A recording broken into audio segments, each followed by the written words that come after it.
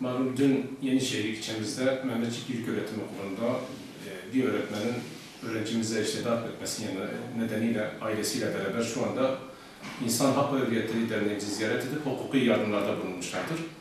Bu öğrencimiz 5 günlük iş göremez raporu almış. Ondan dolayı çocuk okula gitmemekte. Malum bir eğitimcinin kutsal bir görevi ifa ederken çocuklara yaklaşımı bu derece katı ve acımasız olmamalıdır. Öğretmen öğrencisi için bir anne ve baba şefkatiyle yaklaşması gerekirken bu derece gaddar ve gözü dönmüşçesine masum çocuğu öldürüsüye dönmesi öğretmenlik mesleği açısından utanç duyulacak bir durumdur. Söz konusu öğretmen olayı çocukların gözü önünde, sınıf ortamında, eğitimin yuvasında gaddarca ve acımasızca işlemesi vahametin ne derece büyük olduğunu göstermektedir.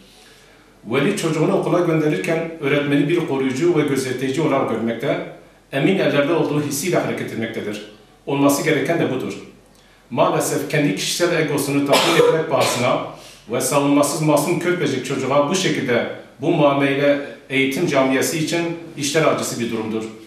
Bu öğretmenin öğretmenlik formasyonu sorgulanmalı, psikolojik açıdan gerekli tedavi görmeli, rehabiliteye tabi tutulmalıdır.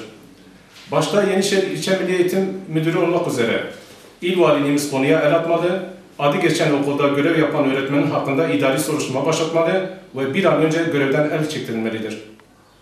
Hürder olarak masum ve mağdur çocuğa yönelik adeta işkenceye varan dayak muamelesi çağ dışı kalmış, acımasız bir uygulama olarak görüyoruz. Konunun adli ve idari takipçisi olacağımızı belirtiyor, Milli Eğitim ve İl Valiliği gerekli tedbirleri almaya davet ediyoruz. Teşekkürler. Çocuğumun bu aşamadan sonra, bu gördüğü şiddetten sonra o okulda aynı öğretmenle ders görmesini istemiyorum. Psikolojikmen onu çok kötü etkilemektedir. O öğretmen hakkında idari ve yasal soruşturmanın başlatılmasını ve okuldan uzaklaştırılmasını istiyorum. Daha önce de aynı öğretmen başka bir öğrenciyi de kafasını duvara vurarak farklı şekilde darp etmiştir. Yalnız olay yasal olarak tutanağa geçmediği için kimse bu konuda bilgi sahibi değildir. Çocuklara sorulursa sınıftaki öğrencilere bu konu hakkında bilgi vereceklerdir.